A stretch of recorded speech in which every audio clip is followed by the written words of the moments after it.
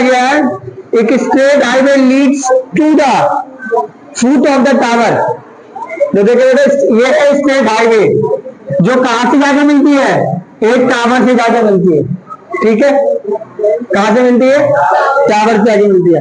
A man standing at the top of the tower, और एक man जो कहां बैठा हुआ है, यहाँ पे बैठा हुआ है। कहां बैठा हुआ है, टावर पे बैठा हुआ है। ठीक है, बिल्कुल टावर पे अपना प्लानिंग कर रहा है, होटल में बैठा होगा टावर पे, टॉप ऑफ द टावर, और ऑब्जर्व कर रहा है a car at the angle of depression.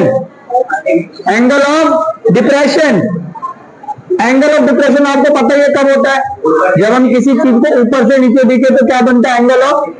तो यहां से बैठे हुए ना, यहाँ पे कार है, वो कार को देख रहा है,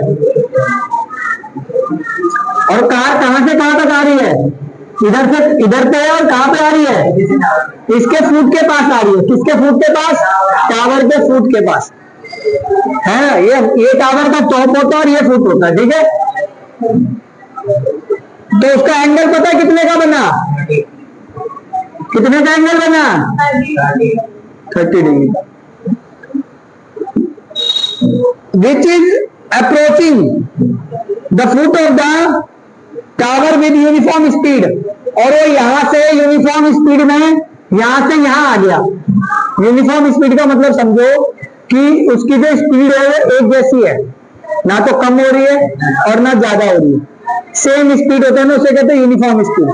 जैसे 20 किलोमीटर स्पीड होगी तो उसी स्पीड से जा रही होगी। ठीक है, ना तो उसकी स्पीड कम हो रही होगी ना, उसे कहते हैं यूनिफॉर्म स्पीड। और कुछ टाइम बाद वो कहा आ गया, कितने टाइम बाद आ गया, लिखा हुआ है 6 सेकेंड लेटर।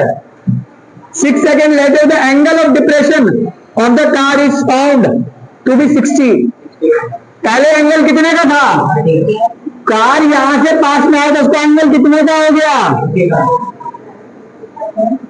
पहले कार कहां थी, अब कहां आ गई। तो कह रहा बताओ यहां से यहां आने में कितना टाइम लगा, 6 सेकेंड। कितना लगा, कह रहा बताओ यहां से यहां आने में टाइम कितना लगेगा। दोबारा से सुनो, पहले पॉइंट का नाम दे दो, ए बी सी डी। ये एक टावर है, टावर पे एक मैन स्टैंड बैठा हुआ है, वहां से कार को ऑब्जर्व कर रहा है जो कि उसी की साइड आ रही है।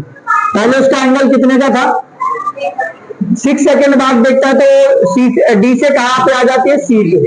ठीक है, कितने सेकंड बाद, तो कह रहा है सी से बताओ बी पे कितने सेकंड में आएगी, सी से बी तक आने में उसको कितना टाइम।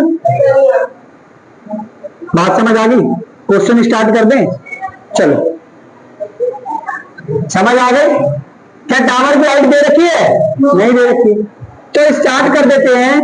पहले लेट कर लो, let uniform speed, speed of car, क्या स्पीड मान लोगे, 20 मीटर पर सेकेंड।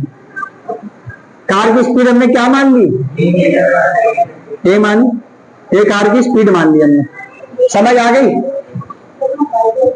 और ये स्पीड हमेशा यूनिफॉर्म स्पीड है तो यही रहेगी, स्पीड की चेंज नहीं होगी। अब देखो क्या होता है, तुमने डिस्टेंस का फॉर्मूला पढ़ा हुआ है, डिस्टेंस निकालने का फॉर्मूला, स्पीड अपॉन में, बहुत बढ़िया बेटा, तेरे बहुत तरक्की करोगे, वेरी गुड। डिस्टेंस का फॉर्मूला होता है स्पीड इनटू में टाइम, अपॉन में टाइम नहीं होता। ठीक है, ये दूरी का ही फॉर्मूला है, ये दूरी का ही फॉर्मूला, 4 गुणा में समय। अगर कभी आपको डिस्टेंस निकालना है तो जितनी आपकी स्पीड है, जैसे मान लो किसी कार की स्पीड 50 किलोमीटर है, 50 किलोमीटर की स्पीड जा रही है, और 4 आवर में कितने की डिस्टेंस हो जाएगी, 4 आवर में। तो कार की स्पीड कितनी थी, 50 किलोमीटर पर आवर। कितनी स्पीड, डिस्टेंस कितनी हो गई, 200 किलोमीटर। तो ये डिस्टेंस ऐसे निकाला जाता था। ठीक है, समझ आ गया बेटा, थोड़ा फॉर्मूले याद कर लो। डिस्टेंस का होना स्पीड इनटू में टाइम। ठीक है, 4 गुणा में समय। बात समझ आ गई? पहले डिस्टेंस किसका निकालना है? पहले किसका डिस्टेंस निकालना है? सीडी का। सीडी का स्पीड कितना है? स्पीड तो सबकी वही है, बी। सीडी का टाइम कितना है? 6। तो सीडी का डिस्टेंस कितना हो गया? समझ आ गया? यहाँ पे टाइम को शॉर्ट फॉर्म में ले लेंगे 2, ठीक है? अरे यही तो डिस्टेंस का फॉर्मूला है। सीडी का डिस्टेंस कितना होगा? तो स्पीड दे रखी है v और टाइम दे रखा है 6, तो 6v। समझ आ गया? और किसका डिस्टेंस निकालेंगे? बीसी का। स्पीड कितनी दे रखी है? v, और यहां से यहां तक टाइम दे रखा है, तो मैंने क्या लेट कर लिया? t। तो बीसी की डिस्टेंस क्या हो गई? vt। क्या हो गई? चलो आ जाओ, आगे आ जाओ। पहले बार कौन सा ट्राइंगल ले? In triangle A B C. In triangle A B C आपको पता ही है, पहले परपेंडिकुलर लेता हूं फिर बेस लेता हूं, आपको पता ही चल गया। तो ए बी अपॉन में बी सी, परपेंडिकुलर अपॉन में बेस, तो tan कितना हो गया? tan 60। ए बी का ए बी लिख लो, बीसी का बीसी की वैल्यू देखो यहाँ पे क्या लिखा हुआ है? क्या लिखा हुआ है? बीटी। इंटू में tan 60 की वैल्यू क्या है? √3 अपॉन में इसको इससे, तो ए बी की वैल्यू क्या आ गई? बीटी √।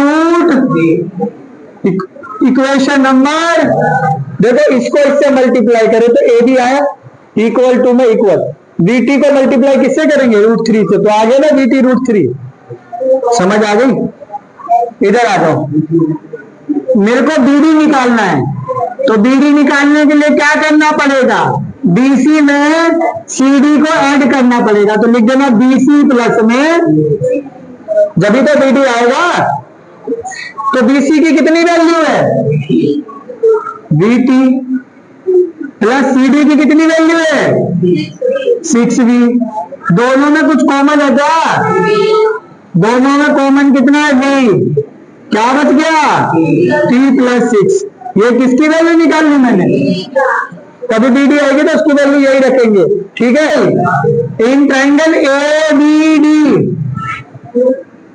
ए बी डी, तो फिर से परपेंडिकुलर अपॉन में ए बी अपॉन में बी डी। tan कितना? ए बी की वैल्यू दे रखी है? नहीं। बी डी की वैल्यू दे रखी है? अभी पुट करेंगे थोड़ी देर बाद, अभी दोनों में से किसी की वैल्यू मत पुट करो।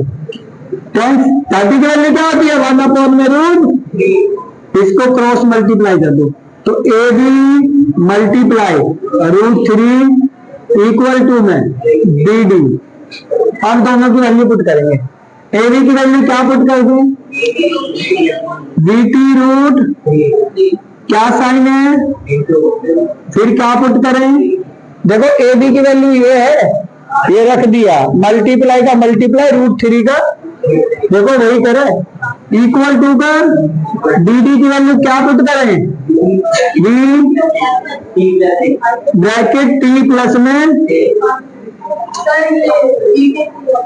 कौन सा √3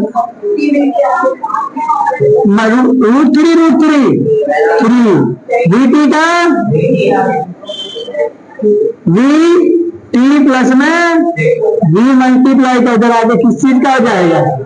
वी टी अपॉन में बी टी प्लस 6, बी से बी नया, इधर क्या बचा? 3t इक्वल टू में t प्लस में 6। ये t किस चीज का है? इधर आगे किस चीज का हो जाएगा? माइनस का। तो 3t में से 1t गया, क्या बचा? 2t इक्वल टू में 6। ये मल्टीप्लाई का 2 है, इधर आगे क्या हो जाएगा? डिवाइड का। 2 से डिवाइड कर देंगे 6 को, तो क्या आ जाएगा? कितना आ गया? और आपका आंसर भी आ गया। और आंसर हो नहीं सकते, आपको पता ही है।